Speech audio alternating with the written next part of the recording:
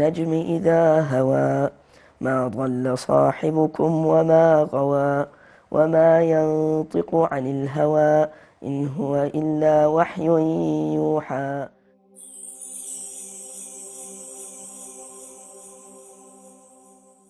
Assalamu alaikum wa rahmatullahi wa barakatuh. My name is Yusuf and I'm 13 years old. I have studied the Quran for 4 years, alhamdulillah, and I have completed the memorization of the Quran. I first started memorizing and trying to learn the Quran when I was 7 years old.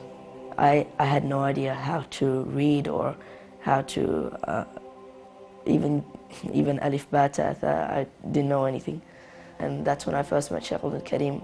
He first started on a part-time basis. He was obviously keen to memorize the Quran and would come 1 or 2 days a week, and then eventually he committed himself to the memorization of the Quran. And then I decided to step it up a little and start taking the full-time classes at Dar ibn Abbas. And it was the most difficult and most hard journey that I've ever tried to undertake. Many times I just felt like I would never be able to do it, and I thought that I would never actually get there because it's not exactly easy. And every night I would be like in dua, like asking Allah subhanahu wa ta'ala that I can memorize the Quran, But alhamdulillah, like due to Allah's mercy, last year, alhamdulillah, I finished the Quran. My name is Ismail Sutuhi. I'm 14 years old. I memorized the Quran when I was 10, and it took me 1 year and a half.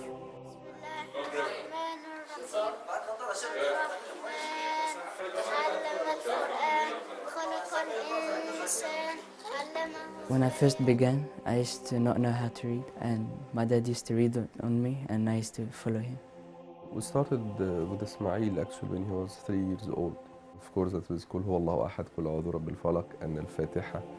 This first started, and then we moved to phase 2, where we actually start sitting with him and having a program, and that started when he was 5 years old.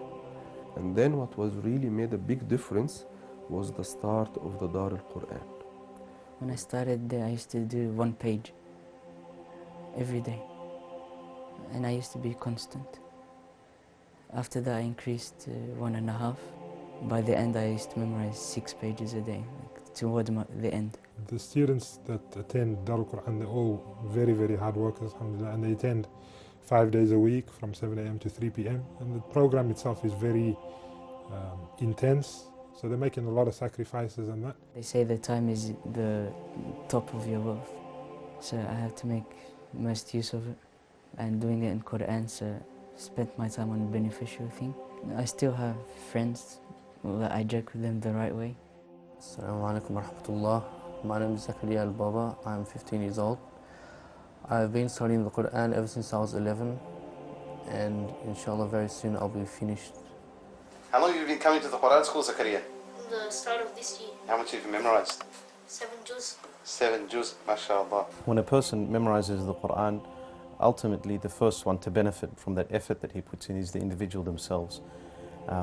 But also his parents. The Prophet ﷺ told us in a hadith clearly that the parents of the person who memorizes the Quran will receive a crown on the Day of Judgment, the brightness of which is stronger than the brightness of the sun.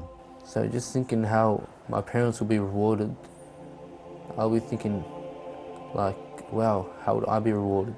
I wanted to be from the special people of Allah.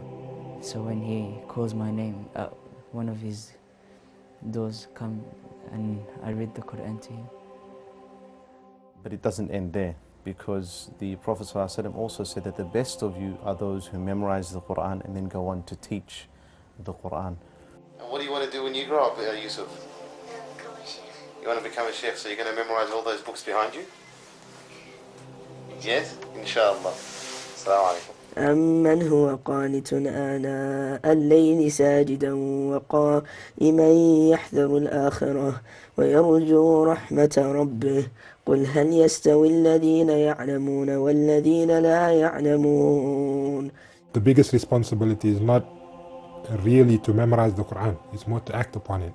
And that's not just for people who memorize it, that's for every single Muslim. If it's going to be to impress the people, or if it's going to be just as a hobby, as something to do, you have to act upon that Quran that which you have memorized. Imam al-Ghazali rahimahullah ta'ala, he said in his book, he said, "Al-ilmu bila amalin junoon wal-amalu bighayri ilmin la yakun." Knowledge without action is madness, and action without knowledge is void. And if you do not make amends for days gone by, you will say tomorrow on the day of resurrection, "Send us back so that we may act virtuously." And it will be replied to you, "O fool, you have just come from there." The ultimate aim and goal of any teacher of Quran is for the student to memorize and then act upon the Quran. And acting upon the Quran is following in the footsteps of the greatest of all men, the one whom our Lady Aisha radiallahu anha describes as being a walking Quran. I think we should take that as an example, and we should try to follow him and follow in his footsteps, even just doing little sunnahs, like using the miswak, or even just stepping out of the house with the left foot. Any sunnah I knew that he done or said, I implemented it, or tried my best to implement it. And to me, he was my master. The Quran is one of the great sunnahs of the Prophet Muhammad sallallahu alaihi wasallam. Many Sahaba have memorized the Quran, many of the ulama, and they say the first step to knowledge is the memorization of the Quran, and it's a big ni'mah, it's a big blessing, it's a great gift from Allah, and it's one of the miracles of this ummah. In relation to the memorization of the Quran, it is truly a miracle. In verses, a number of verses of the Quran, Allah subhanahu wa ta'ala tells us in Surah Al-Qamar, وَلَقَدْ يَسَّرْنَا الْقُرْآنَ لِلذِّكْرِ فَهَلْ مِن مُدَّكِرٍ, that we have made the memorization of the Quran easy, so is there a person who is there to memorize it?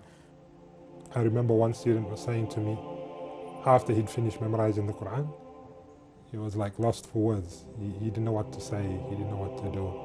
I think I must have been really exhilarated, because I realized that everything that I'd, from Allah subhanahu wa ta'ala, I'd worked so hard for over like the period of 6 years, 7 years, that was all actually, it was going to happen from the will of Allah, and that it was going to become a reality. It was something that I don't think I can describe accurately. It was just, amazing. So I'm really thankful for a chance I've been given. Quran is,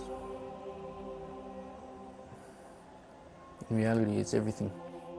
The existence of the Quran being alive in a community or in a society is in the same way the soul and the spirit of that community and the soul and the spirit of that society. And the more people we have in the society that are connected to the Book of Allah, the more alive that society becomes, so that the whole town would be like a beehive with the sound of the Quran. And that's the same sound that you hear when you come to a Quran school.